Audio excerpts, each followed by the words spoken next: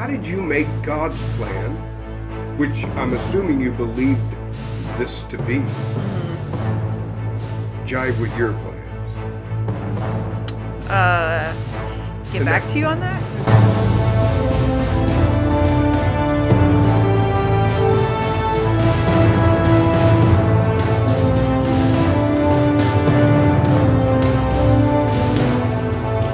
So Kassidy Froese, tell me your story. And so what I want to do is I want to start right back at the very beginning. Born where? Milford, Nebraska. And where is that in Nebraska? Right outside of Lincoln. So like 15, 20 minutes west of Lincoln. Okay. So I guess technically I was Where's born Lincoln? in Lincoln. Is it West Nebraska? Is No. it East? Southeast. Southeast Nebraska. Oh, so you're down there. Yes. Where's Omaha? A little bit north of Lincoln. Is there to the anything in east. western Nebraska? I don't know. I've At never the hardly little been there. handle thingy. I've never been there. Really? No. Okay. So born in Nebraska and born as Kassidy Yakeley. Yakeley. Faith Yakeley. Mm-hmm. Okay. I was on the news too as a baby. Really? Mm-hmm. And so is Kassidy your given name? Yes. Okay. And I don't know if I would even say I still like it. I don't know that I've ever really liked my name. Really? Yeah, it's kind of weird. So that's why a lot of people call me Cass, but I don't like Cassie. Okay. Because there was like 3 or 4 of them in my class that was all Cassie, like Cassandra, shortened to Cassie. And they were spelled with C's, and I'm spelled with a K. Okay, so it's either Cass or Kassidy. Mm-hmm. So little tiny Kassidy Yakeley. Yakeley. Right? Mm-hmm. Born, and where I want to start is, what's your first memory of church? Well, before I guess we go back there, I should ask the question because people who are watching may not know, and I do, grew up in the faith. Yes. Yeah. In the faith. So my dad grew up Mennonite. My mom grew up Lutheran. And then they got married and went to the Mennonite church. Okay. And then my mom actually got baptized in the Mennonite church. Now, are your parents from Nebraska? Yes. My dad grew up, born and raised in Milford. Actually, we grew up in that farmhouse that he did. Okay. I grew up in the same house. My mom was born in like Indiana or something, and then eventually got there to Seward, Nebraska, which is just like a little bit north of Milford. Okay. It'd be like our Lahana to Sherrall type Oh, okay. distance. So your mom and dad grew up in the faith. Yes. And then you are one of 3, one of Yes, 2? one of 3. I'm the youngest of 3. You're the baby of the family. Mm-hmm. Okay. There's a special place in God's heart for us. It is. And so when you were little, you went to church. Yeah. Oh, yeah. And when do you remember that? Oh, man. 5, 6 years old. I mean, I remember going to Sunday school down in the basement. I remember what the church looked like. I remember going to Bible school in the summer. I remember having to be so quiet in church, and I would get in trouble because it was hard for me to be quiet. And, like, my mom would give me that look like, hey, you need to be quiet. And so, yeah, we grew up that way. But it was a very conservative Mennonite church. Yeah, tell me about your church. So it was a so Milford had like 3 or 4 Mennonite churches. How big is this town? Is it the size of Pueblo? Is it the size of No, Colorado? probably like Lahana maybe? And it had Yeah. Mennonite churches? Or Oh, just there was like churches? churches all over Milford. It's crazy. Really? Yeah, so And there were 3 Mennonite So there churches? was an East Fairview and a West Fairview. And then I remember there's Milford Mennonite. There was there was a Bethel church. I can picture all of where all they were. Is Nebraska a hotbed for Mennonites? I don't know. I guess. I did not know that. Yeah. So but we went to East Fairview, which was kind of out in like the country. It wasn't like in the town. It was like in the country. And then actually West Fairview was like more conservative than East Fairview. Okay. But I remember, we weren't allowed to wear jeans, jewelry. When you got baptized, you wore the covering. My mom said that at one point, I think this was when I was younger, there was a split in the church at one time because they were disagreeing over whether when the women got married, if they should be able to wear a veil or just wear their covering. And it like split the church with decisions that way. Really? Yeah. So So it was kind of crazy. you start going to, you remember that. Yes. You remember going to church. Mm-hmm. Now, at a certain time, you realize, let me ask you this way. When you got to the point that you kind of knew, okay, Sunday is church, did it feel like I had to go? Or was it something that you just, that's what we do on Sunday?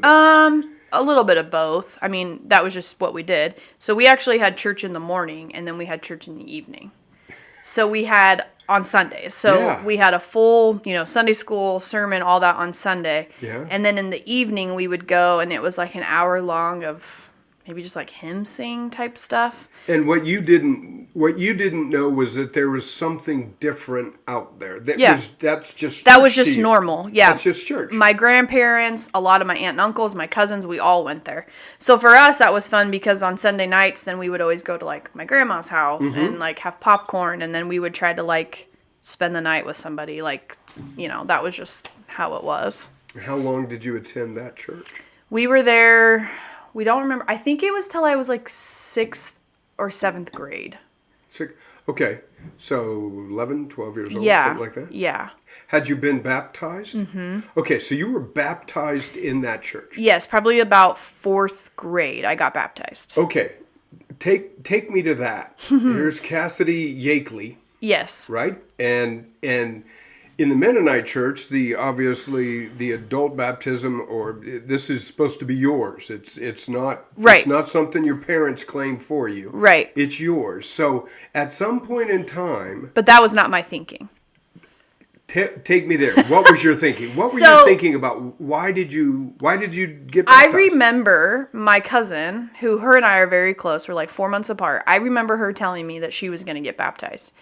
And that there were a few other people in our class at the time that was going to get baptized. Mm-hmm. And so I knew that baptism was like something that they preached that every Christian should do. And so it was like, well, if I don't get baptized, they're going to think that I don't love Jesus. Like, I think that was kind of my mindset. Okay. So and I don't want to be left out. It wasn't so-and-so's getting baptized, so I'm just going to join the crowd. I think some of that started the thinking. And then it was like, well, yeah, I mean, I love Jesus, so I'm going to do that, and I don't want to be left out. But, like, it was a little bit of, like... So you didn't want somebody looking at you and saying, hey... Yeah, because I remember there was a girl in our class that didn't get baptized, and I was like, oh, man. And did you think that about her? A little bit, and I was like, oh, they're going to think she doesn't like Jesus. Like, I remember thinking that. Okay. So, Kassidy gets baptized? Yep. And now you're a member of the church? Yep. Had to wear a covering when we went on Sundays. And did you wear your covering? I did. So my mom was Lutheran, and she actually didn't enforce all of the rules. So like to school and stuff, we could wear jeans, we could do that. But then when we went to church, we wore a covering. We wore skirts. We wore... Did you like it? Yes and no. Was it a badge of honor? A little bit. People can look at my head and they know I love Jesus. Yeah, I do remember going to a wedding and I wanted to put it on, and I think my mom was like, no, don't wear that. But like, I was like, oh, I need to wear it. I'm in the church. But I didn't. So, yeah. I mean, my aunts and uncles, my grandma, like not my uncles, but they all had it on. So you didn't mind at all. It didn't feel like it was a compulsion that mom no, or dad but I don't know that if you told me like I had to wear it to school, I don't know that I would have been okay with that. Okay. I think I would have been uncomfortable. This isn't, with some of the older Mennonites that I've interviewed, this isn't 1950s. Mm-hmm. This is 2001, 2002. 2001. I mean, what we consider to be this is modern day. Yeah. This isn't. And so, okay, so you've been baptized. That whole idea of now people know you love Jesus. Mm-hmm. Yep. You've got the head covering. Had a big celebration after all that. This is legacy. Mm-hmm. This is what you've known. Mm-hmm. And then something happened. We left the church. You left the church. And you don't have to get into why. It doesn't matter. If it's part of your story and you want to share it, that's great. But that's where I want to take you. Mm-hmm. You left the church. So my parents were not feeling fed there, and had been some other people had left that were friends, and they invited them to a Bible study that got them introduced to the church that my family still goes to now.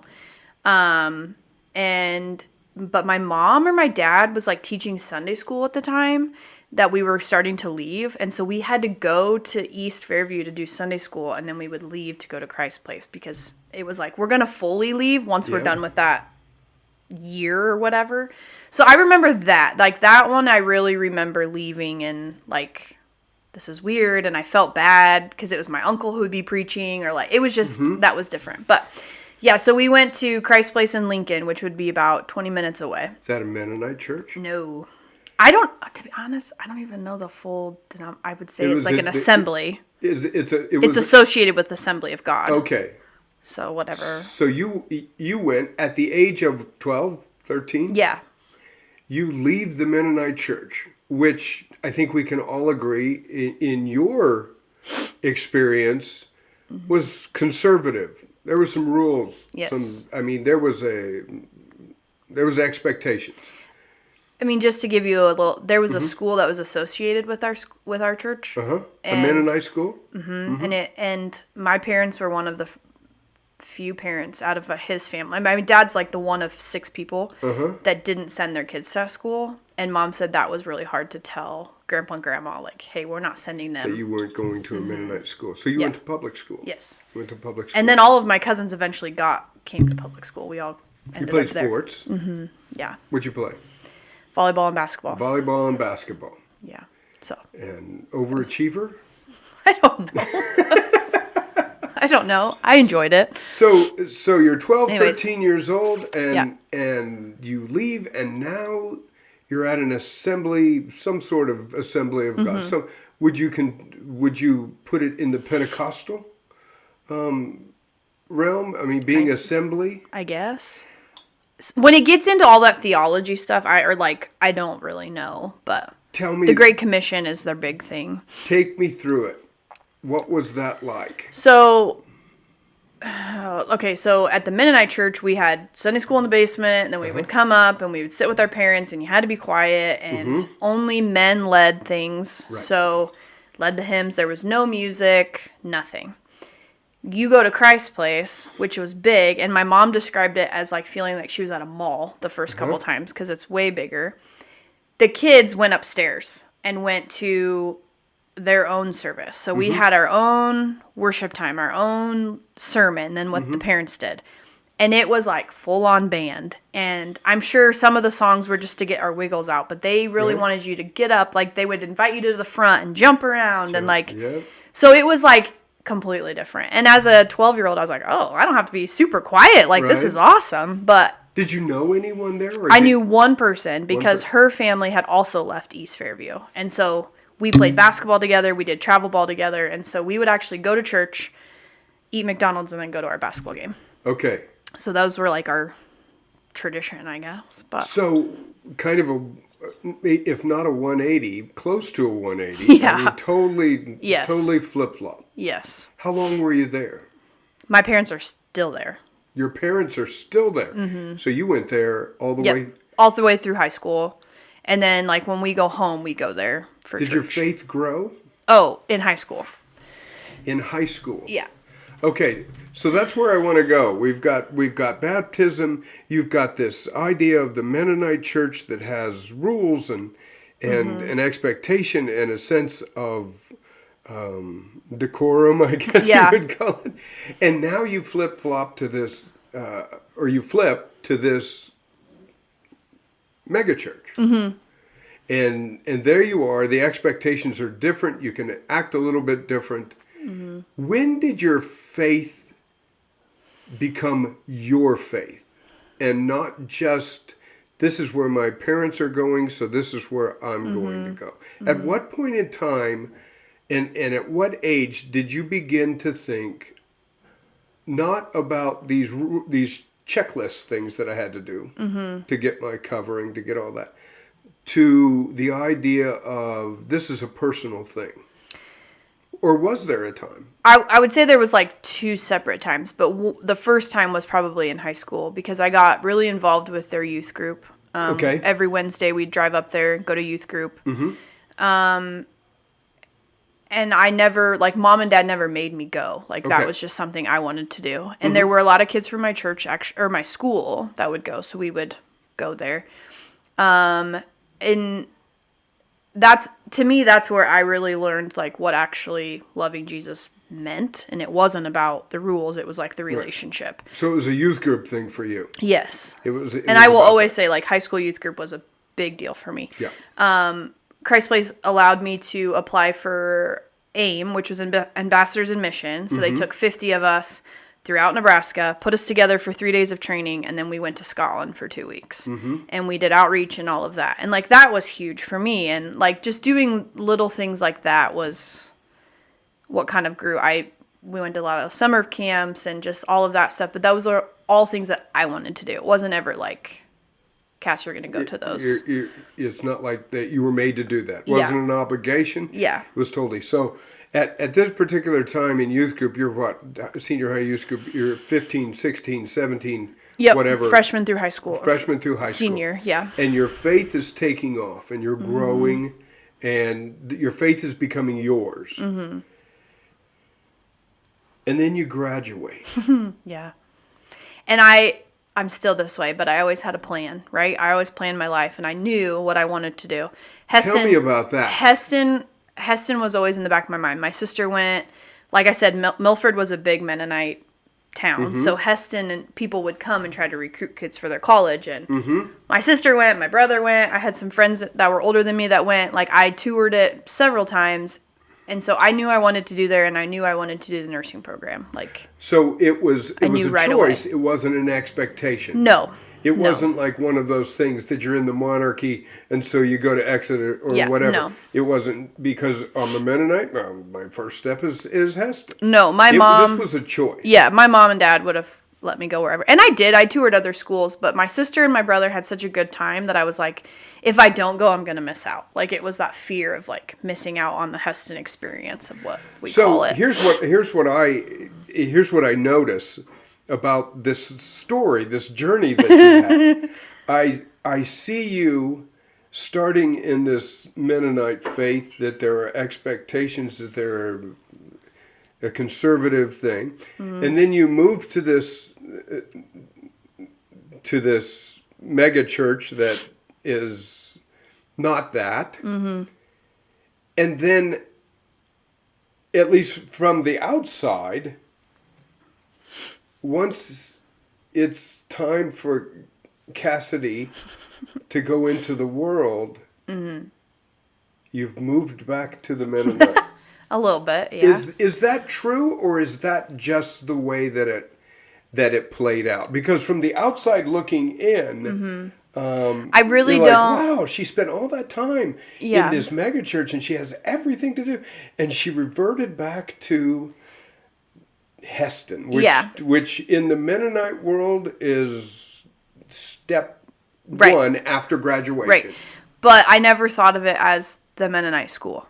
Oh, okay. It was the Heston experience. It's where my sister and brother went. I loved it down there. It felt so comfortable. And actually... So that was the difference. It wasn't identified or okay. Because when I was down there and was going to... I, at times, would go to the church that was on campus, but I often would go to one of the churches in Newton or in Wichita that would match a little bit more like Christ Place. So I was, like, trying to find my Christ Place, which was my home church in Kansas somewhere. That's where I want to take you next. Then. Yeah. So at Heston, 2-year school, and you're studying nursing, right? But so it's a 2-year school, but you can stretch it out into 3. Right. So my first year, I just did my general education. I was, that's a whole other story, but I got on the basketball team, got offered a scholarship. That wasn't part of the plan when I first went down there. And then second year, I was in my first year of nursing, second semester, 2 weeks left, and I failed out. Which is really hard to, like, even knowing what happened, like what I know now, it's still hard to admit sometimes. But what caught you up? What do you mean? Was it one particular class? It was like the main class, whatever. I think it was like med surg we were learning. But I mean, Med-surg you is could only hard. you had to get like a 75 or 76, Yes. and you could only fail like 3 of them. Right. And I think that last one I failed Just by like like 2 OJC. points. Yeah, Yeah. like by 2 points.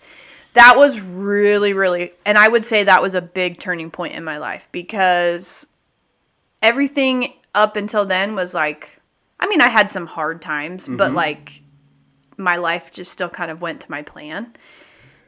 This was not part of my plan, and it was very embarrassing. It was very hard to swallow. People in my class obviously found out. I would still go to the pharmacology class because I didn't fail that, so I would still finish that out, but then have to get up and leave when they started with the med surg, and like it was really hard. And because I'm a planner, I'm constantly like, okay, Lord, like now what? Like, what's the reason that you made me fail? Like, it wasn't my fault. It was, why did you have me fail out of this? Like, where are you taking my life now? And so That's fantastic. yeah, That's so interesting. So let me back you up a little bit. How much was God involved in the planning of Heston? Or was that just part of the plan It was that just part little of- Kassidy had since 6 years old? You know, it's funny because, like, looking back at what my faith is now to then, I would say it was like, hey, God, show me where I'm supposed to go. I'm going to go here. Like, I never really listened. I never really waited, or Right. I didn't know how to do any of that. And it was just part of that. And even, like, my second year at Heston, I was a ministry assistant. So we were supposed to lead, like, Bible studies and stuff. And, like, I don't even know if I really remember. Like, I think we led, but part of the Mennonite of how I grew up, and now looking back, I honestly think I did a lot of things because of what it would make me look like for people. I'm glad you brought that up, and I didn't have to. So Being a a ministry assistant, being this, I could tell people, like, hey, look what I'm doing. But was my heart really there? Probably not. Maybe 50%. And what's interesting in the journey and in the story is, as long as, at least it seems from the outside, as long as everything was going to plan, whether it was Kassidy's plan or whether it was God's plan, it was fine. And then when something happened, and now the plan has to change, what I think is fantastic is that your first turn was, okay, God, what happened? Yeah. Oh, yeah. And I battled that for probably a good 2 years. And so what happened? So I had signed up to be a camp counselor at Camp Friedenswald, which is up in Michigan, close to Goshen. Okay. But I was always looking for answers. So I remember even meeting with my youth pastor from high school that summer after I'd failed before I left. And I was like, okay, well, if I'm going to go to this, like maybe, and I remember him telling me, like, just be patient. Like, you don't always have to figure it out. But I was like, no, like if I failed, I got to have a plan. yeah, like something's going to happen. Yeah. So I went up to Camp Friedenswald. I was there for the summer, which it was fine. It was good. But I even toured Goshen. I toured the school there because I was like, well, maybe I'm not supposed to go to Heston. Then where am I supposed to go next? You know, and I was like trying to figure out what I was supposed to do the next year of school. And I toured Goshen, and it was not good. It was not good. It was not good. The nursing director there, and it was not a good experience. Like, she actually tried to tell me that I should go into teaching. Okay. And I was like, no. It's not part of my plan. I'm not doing that. And I was like mad that she was trying to get me to switch. So I ended up, a good friend of mine that I grew up with was like, hey, I'm going to the University of Nebraska, Omaha. I need a roommate. You should come. So I applied for Omaha, and like 2 days later I was accepted. And this was like the end of July. So I was like kind of running out of time. And so you're going into this, you're looking at what, your junior year? Yeah. You're looking at something for your junior year. Yeah. And you find the University of Nebraska at Omaha, which isn't the home school, right? It's like the University of Nebraska at Kearney, right? Yes. Okay. Yep. So you have Kearney. It's its own school, but it has like that brand. Right, right. But it's The part of the Mavericks. University of Nebraska. Yeah. Yep. And so... And that was a culture change. Huge culture change. Because you go from Heston, where, you know, it's you're taking Bib Lit and you're taking all of these and all Yep. of it, and you go to a university like that and you have teachers telling you like, hey, if you go to a party and you need a designated driver, here's my number. And I'm Yeah. like, what is happening? Yeah. You know, kids are smoking on campus as they're walking to class. And I was just like, this is so different. And so let me take you there then, and take you back for a second. Before you went to Heston, where your faith was on a 0 to 10 scale in your head, and when you left Heston,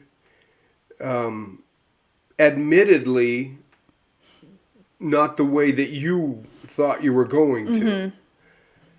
Had your faith grown? Had it stayed the same? It's pretty much the same. You were in and around and amongst people that you knew, your people, Mennonite people, and of course not everybody who goes to Right. Heston is Mennonite. Right. I don't want to pigeonhole that, but comfortable. A comfortable place. And now you're still in your faith. You haven't abandoned anything. You're questioning what God wants you to do. And now you go, University of Nebraska at Omaha, and there's Kassidy at the age of 19, maybe 20? Probably. Yeah, 19. 19 years old. Yeah. And now it may not be the real world, but it's the real world of Oh, it was hard. public college. I had an apartment, so I had to get a job. Couldn't find a job for the life of me. Yeah. Had no friends except for my roommate. Taking nursing? No, I didn't do any I did kind of like generals. Okay, So I yeah. did towards that, I guess. But I really didn't know what I was supposed to do, and I was like, am I supposed to do nursing? I don't know.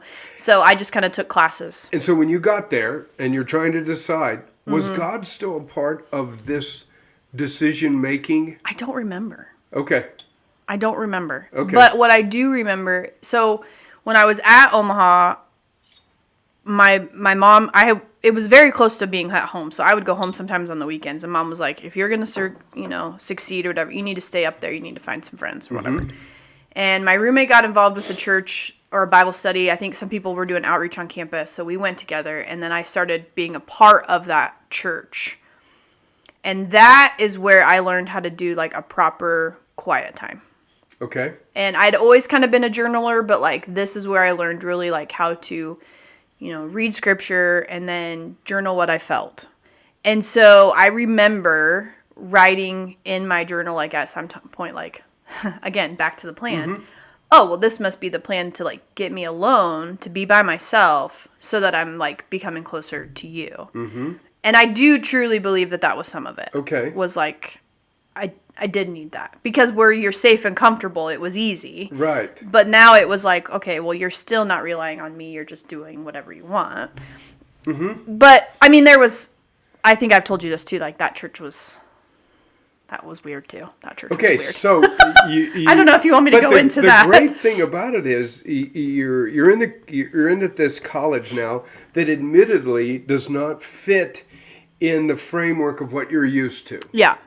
You are seeing a different side of college, and you're being exposed to different decisions that you have to make. And so at some point in time, your faith has to take part in that says, what am I going to be involved in and what am I not going to? What am I going to say yes to?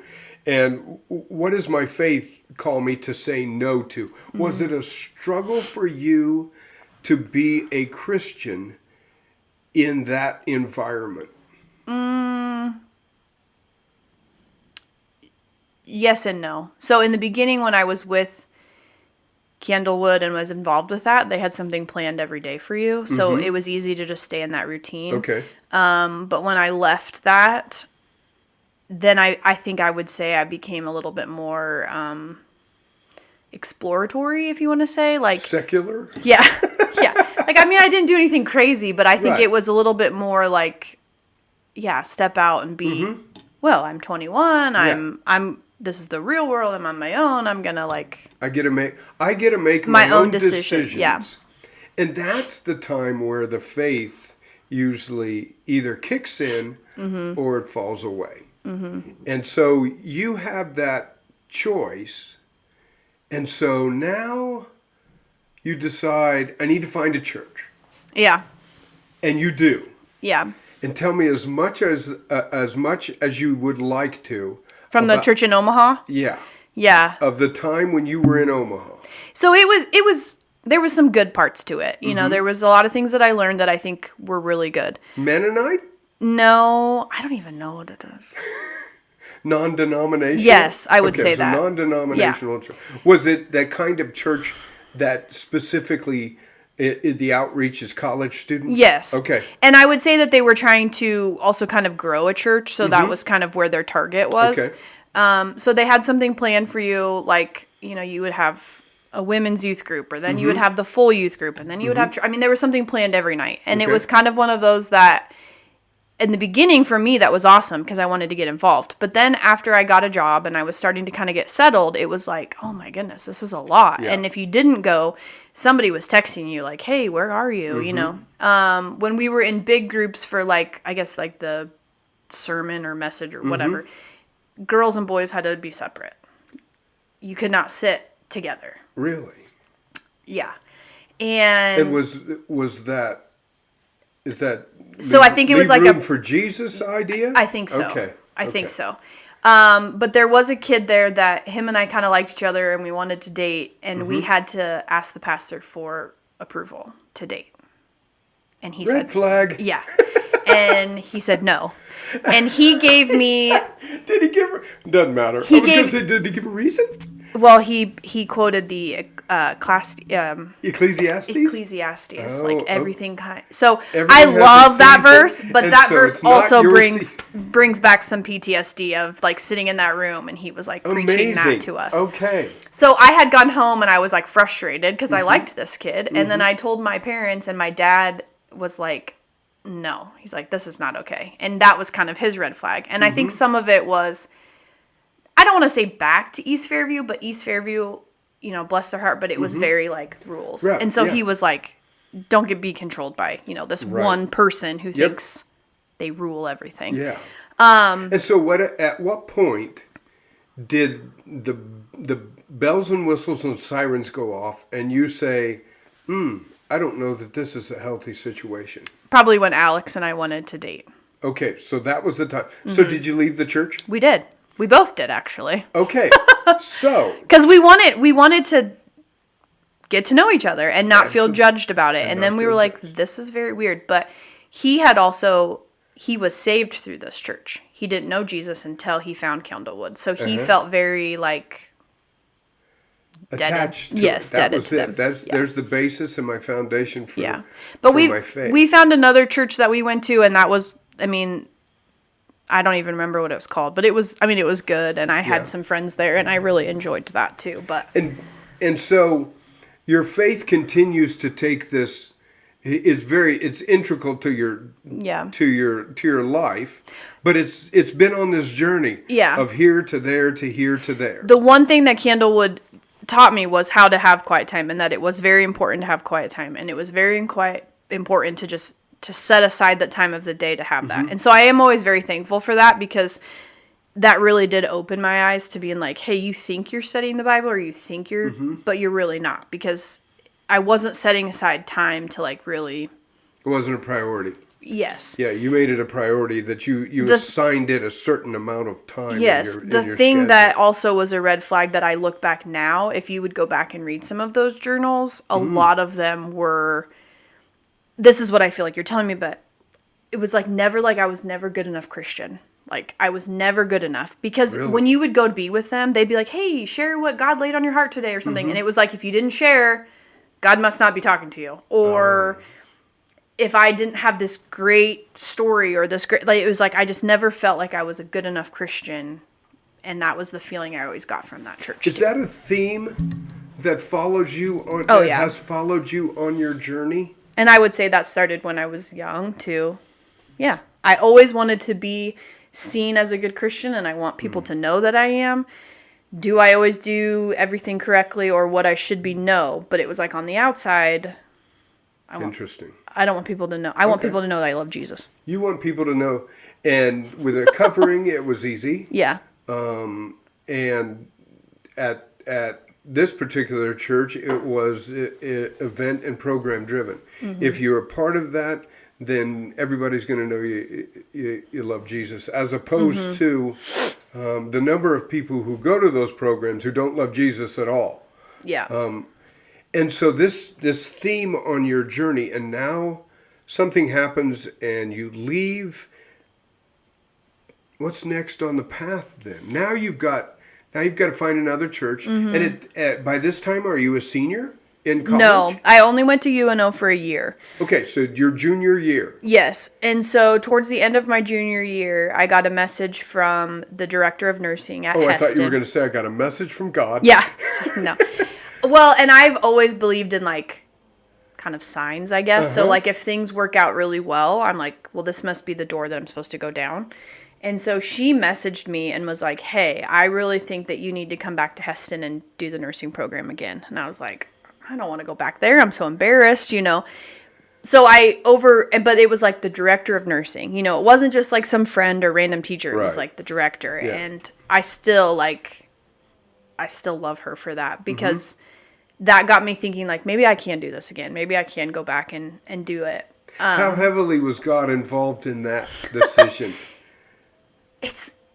It was all the signs. If things worked out, then God must be doing it.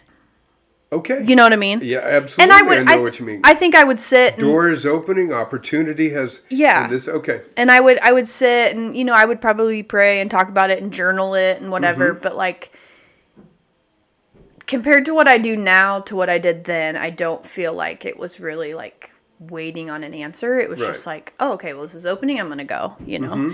And so you go back to Heston. I go back to Heston, and my RD from the first time I was there, Brent Brockmuller, he is married now to Angie Martin, who is Peggy and Dave's oldest daughter. And he messaged me and said, and he had helped with the basketball team when I was there, so like I knew him really well. Right. He messaged me and said, hey, I heard you're coming back to Heston. My wife's joining the program. You should get to know her. And I was like, okay, cool, you know. Yeah. Found an apartment because I did not want to live on campus. I was like, I'm old now. I don't want to be with all of them. And I also knew that if I was going to go down and do nursing, it was going to be nursing. Because if you're going to do nursing, you kind of shut out the rest of the world and you're just nursing. And I did not do that the first time. And that was some of that growing up and maturing.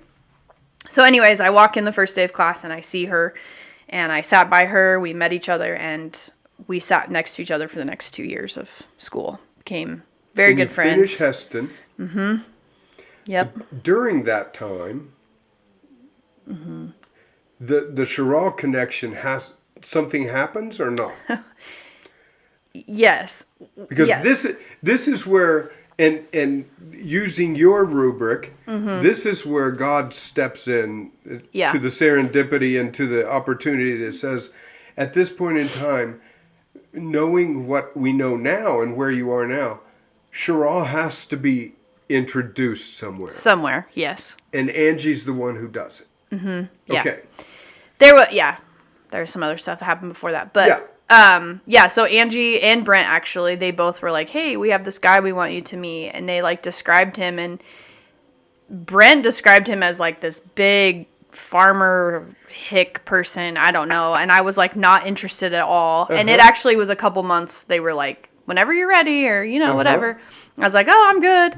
And then she was coming out in January or sometime for a baby shower, and she wanted me to come with her because she's like, to Sherrall. Okay. She's like, Brent can't come with me, can you ride out with me? We'll study for our cardiology test, and then you can meet my parents. And I was like, oh yeah, that sounds fun. Never been to Colorado? Nope. Well, I'd been to Breckenridge, but like in high school. Okay. But never to this area. You've been to real Colorado, but you've never been to the Jersey side of Colorado. No, and it's actually funny, when we crossed the border, I like expected to see mountains. Like I was like, where are the mountains? Where are the mountains? And she's like, they're way far away. And so now you get down to Sherrall. So and then as we were going, I was like, did you tell that kid that I was coming? And she's like, I may have mentioned it. And I'm like, I will meet him, but I don't want anything separate. So like that weekend, I think I met Jacob first, actually, at a Sherrall basketball game. And then Andrew. Which in reality is kind of like meeting Andrew. Yeah. And then I met Andrew the next night at a swink basketball game because he was coaching. He was Jacob? No. Oh, you no. knew. Okay. So whenever she told me about him, like any normal person, I creeped on them on Facebook before Sure. I met them. I could not tell them apart on pictures. Is that a normal person I think thing? for my age. Okay. Yeah. Because my daughter does that. Yeah. And, But I always had to hold the cursor over to figure out which one was which. Okay. But then when I met them in person, I was like, oh, they don't look anything Okay. alike. Okay. So, yeah. And then I met Andrew. Mm-hmm. We went bowling that night with a big group of us. Where? In Lahana. In Lahana? Yeah. Okay. Pizza Hut. I think we went to Pizza Hut, and then we went to bowling. And went to bowling. And there was a bunch of us there. Jacob was there. Angie was there. There was a Yeah. bunch. And then, You're how old? 13, so 23. I was You're 23. 23 years old. Okay. Yep. And so then we leave for the week. Like, we left. We were there till Sunday. We went to church with them. And then I think they even had a potluck that day or something. Yeah. But we went to church. And then after that, we left. And so you went to church. Yes, at East Holbrook. East Holbrook. Mm-hmm. So we've come full circle. Back to Back church. to the Mennonite church. Yes. Right? Yeah. Back to the Mennonite church. First impressions? It was fine. Small. Yeah. Quiet. Probably uncomfortable because the majority probably there was related to Andrew. Yeah. Right? So Yes. you got the family. And then I'm like, yeah, I kind of liked this guy, but I didn't want anyone to know. Like, it was very weird, but it was Okay. also very comfortable at the same time. It always had and that was everything. Like, whenever I met Andrew and all that, everything just felt comfortable and normal. So I want to spend just a few minutes in that whole thing, and we can fast forward through the process because, spoiler alert, this is the guy you're going to marry. We got married. You got married, spoiler alert. What I'm curious about is during that process, not the process of we grew, where was God involved in Kassidy's decision that Andrew would be my husband? So I would say yes, only in the fact that I had dated a few other guys before, and I was always praying and always asking, like, I would just, how do I know? Like, and I would ask people, how do you know? How do you know when it's the person or whatever? Right. And there was always these feelings, and there was always these things that would come up, and I would always just pray, like, God, I just want to just know. And when I started dating Andrew, everything was different from any of the other guys that I had met. I was still in nursing school. But I remember a friend asking me, like, well, do you think this is the person you're marrying? And I was like, I never once asked that. It was just like, I never questioned it. Everything was just very like, oh yeah, this is great. This is working. This is well. Everything's smooth. Like, I never was like, oh, should I be with him? Should I not? I don't know. Like, I never went through any of that. So to me, I feel like that was God just kind of calming my mind a little bit of like, yes, this is So let what me need put to you on do. the spot now. You are again have grown in your faith, and now you are the leader of a senior high youth group. One day, a senior higher in your group comes to you. She's 17 years old, and it says, Kassidy, how do you know if this is the right one? What do you say to her? Through learning through the experiences that you have and trying to guide this individual into, I'm trying to discern what God's going on. How do you know? If it's the right guy? And every time I'd ask, somebody would tell me, you'll just know. And I hated that answer. But then it happened? But then it happened. Yeah. Because I just knew. Like, I never questioned it. And so some of that is like, you just know. But I think for me, it's like, you need to kind of know what you want in life and what you value. And does he as well? Does he match those values? Does he support you in those values? Does he make you want to be better in those values? And to me, that's like, if you can check those boxes, then. Was there ever, because as a youth pastor myself, it will happen. And I'm wondering if the advice I would always give would be, do as I say, not as I do. Yeah. Because it really wasn't but it was the idea. Does this relationship, would being married to this individual bring you closer to Christ? And so that's the question that I would have for you. Now you're married. Mm-hmm. Where's your faith go from there? Did you find that you were growing in your faith through your marriage? Yes, yes and no. So it was really hard. So in Heston, before when I lived out there, because I graduated and I worked out there before I moved here, I was involved in a church there. I was involved in a youth group out there. As a leader? Yes. Yeah. For high school, and then coming out here, no friends. Worked night shift. So let me stop you right now. So again, that's really the big thing that I want to know. Yeah. You get married, and now here's these young couple. Mm-hmm. And each one of you have a trajectory. You've worked hard to become a nurse. Mm-hmm. Fortunately, that's a job you can probably find anywhere. Mm-hmm. Andrew's had his trajectory. Mm-hmm. And you sit down and you've got to decide, where do we go? Oh, that was already decided.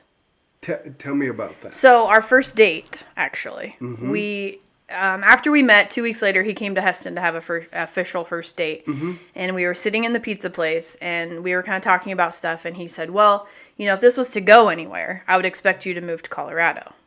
Because no kidding. Yeah. So one, he had just bought his auditing business. And two, he had spent time away from Colorado. He had been in Indiana and all of that. And he knew that he wanted to live in Colorado, and he knew he wanted to be by Jacob.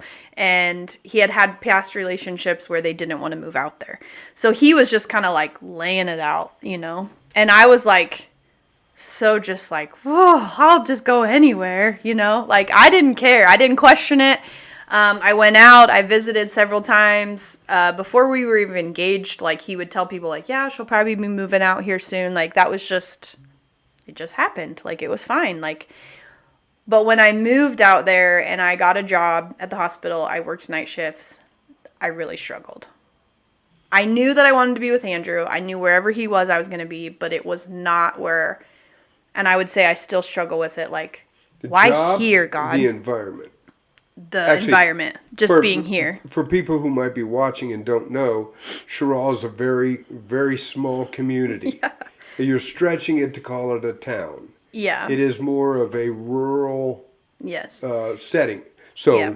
Farmers, there's a school, but it's small, and you are out. The distance between houses because of fields, so it's isolated. Yeah. The and hospital. You chose to come here. The hospital, I went from a big booming hospital. I was working the floor that I loved. I was getting more involved in the cardiology side of it that I loved. And then I moved out here to a hospital that had basically 3 floors, 1 med surg. The Meditech was, the computer system we used was like way older than what we were using. Totally antiquated. Yeah. Yes. And so it felt like I was very, very isolated, and it was very hard. And I would still say that I struggle with that a little bit, but I knew that this is where we were supposed to be. Let me stop you. Is that true? Or is that a cliche? Is the cliche of, I knew we were supposed to be here, or did you? I guess to me it was like, I want to follow Andrew, and I'm going to be where Andrew is, and this is where Andrew feels like he needs to be. And so in my mind, it's like, he's the man of the house. Like, we will go where he leads us, kind of thing. So is the phrase, I knew this is where we were supposed to be. Is it better? Is it more accurate to say, I knew this is where I had to be? Yeah. Oh, yeah. Okay. That's okay. Yes. And so how did you deal with the struggle? I would like to say that and I did. I journaled a lot. And I would something from your past that yes. you learned how to do that. Yes. Comes in. And I still do that. Sometimes I don't feel like I get as much time to sit down and journal as long as I would like, because I get interrupted. But if you would go back and read those, I still think in those I was like, okay, I'm here. What do you want me to do? Because my brain is set up that everything has to have a purpose or reason. And so if I am going to fail out of nursing school, or if I'm going to move somewhere, or if I'm going to do something, like there has to be a reason for that, and there has to be a purpose for it. And so like, what is it? And I think sometimes that helps me accept it if I know what it is. So we come to the kind of the current part of the story. This is where you are, and you are in Shirah. And so 2 more questions to end the interview. One that I had not anticipated asking, but after hearing the story, just can't help myself to ask. Up until Andrew, up until Shirah, up until the expectation of Ruth and Naomi, and the thing of where you go, I'll go. Yeah. And you're God. How does Shirah fit into your plan? Because you'd planned it. 6-year-old Kassidy had a plan, always had a plan. It's not what I would have planned. Does that make sense? What happens? What happens then? I mean, in my mind, I was going to go... Really, you've had 2... What I hear in the story is you've had 2 things where the plan kind of diverted. One, I didn't get through nursing school at the beginning, and I had to adjust. And so I was searching to see where God wanted me to be. And I'm pretty sure Shirah, Colorado was not in your plan. And so that was kind of, I met a guy, and I've expected to go to Colorado. But I expected to be in Shirah. How do you adjust with that? How did you make God's plan, which I'm assuming you believed this to be, jive with your plans? Get back to you on that? Because I still don't feel like... And that's absolutely fair. I mean, I question it every day. Like, what are we doing here? You know, and like for people who listen to this, like my family, like I love my family. I love everybody here. You know, I don't question any of that. But when I was going through nursing school, or even when I finished nursing school, it was like I wanted to work at a big hospital. I wanted to work cardiology. But then when I came here and we started thinking about families, it was like, well, I hate missing holidays and I hate missing weekends. Like I don't want to miss that stuff, you know. And so, like obviously now I'm currently not working as a nurse at all, and I don't know that I would say I have a full desire to like go back into the hospital setting. I'm constantly searching for my place or my purpose in Shirah. Does that make sense? Absolutely, because if it's any comfort to you, it's exactly the same thing I think to myself every single day. Yeah. As a pastor at Emmanuel and a pastor at Shirah. But I would also say, like, you have your thing. Like, you have what, like, you're supposed to be doing here a little bit. You know, like, you have your thing. And to me, it's like, what's my thing? Oh. I am raising beautiful children, and I know that. But, like, what else am I doing with my life? What else am I doing to make a difference in the world? And that's where I'm struggling, is because I feel like maybe it's because of my just monotonous day all the time is the same. I feel like I'm not doing anything with my life. So, like, you have your thing, but it's like, what's my thing? Yeah. And that's what I'm constantly asking. It's Kassidy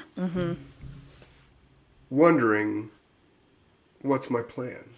And I would say... What is God's plan? Yeah, and I would say contentment was laid on my heart in the beginning of the year, and so that has been something that I've been trying to work on, that I feel like God is just saying, be content, you know? And so, like, we've talked about, I've been reading through the Bible chronologically, and I actually just got to the part where it was like, those people still weren't content, you know? Like, God gave them food, they weren't content, they moved here, they got to, like, and so it was just like, it's like a knife to my heart every time, like... But it doesn't matter what time of life you're living in. It's hard to be content sometimes. Absolutely. And what you've described is great for people to hear because it's part of everybody's journey. Yeah. I mean, everybody's struggling that. So it takes me then to this last question, this journey that has brought us to Lent this year. And of course, Lent is, for us, we're going through this sermon series, which you have preached one on, this idea of dissonance, and the idea of looking at our lives and seeing maybe something that we think that doesn't match with this, the dissonance of our life. What, if anything, have you learned about yourself this Lent? If we're speaking in the dissonance side of it, somebody who grew up in a church, always had it there, I didn't have that miraculous I'm saved story. For somebody who has always had that, you would think that my knowledge or my appreciation for Easter would be more than what it is. And so I feel like through Lent, and I actually said this in my message last week, is like, I hate this side of the story, like the crucifixion side, and I always want to skip it, or I don't want to pay attention to it. But I have found that God is kind of like, you really need to pay attention to this. And I think that somebody who's grown up in the church, I should have known more or really thought about some of this stuff more than what I have. And so I feel like this series is like making me think about that. It's forcing me to like really sit and imagine the scene and think about the scene and to really understand the resurrection.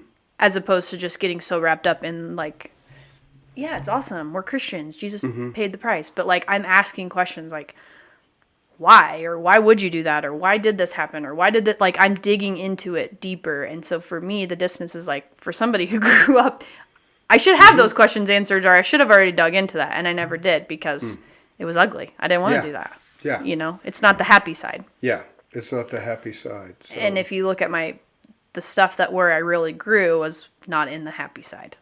Like when I was in the happy side and everything was there, I just coasted. And it was when I failed or when I was by myself or adversity isolated. Comes along. Yeah. That was when I was like forced to look at the ugly. Yeah. Nobody likes that. You have a great story. It's a great story of because of people looking at it and saying, and that's the point of the whole podcast of Tell Me Your Story is for people to look at Kassidy's life and say, you know what, that's me. I see myself. I see, and I'm not the only one who struggles that. I see myself in your story in certain checkpoints. One, obviously, I went through nursing school. The difficulty of that, and being at a point where I never did anything with that ever, but it comes into play all the time. So I see myself in your story, and that's encouraging. And we don't share our stories enough, and so thank you for sharing your story. And I don't know that I had a choice. You probably didn't. But one of the things that I do want you to know is, one, you have a great story.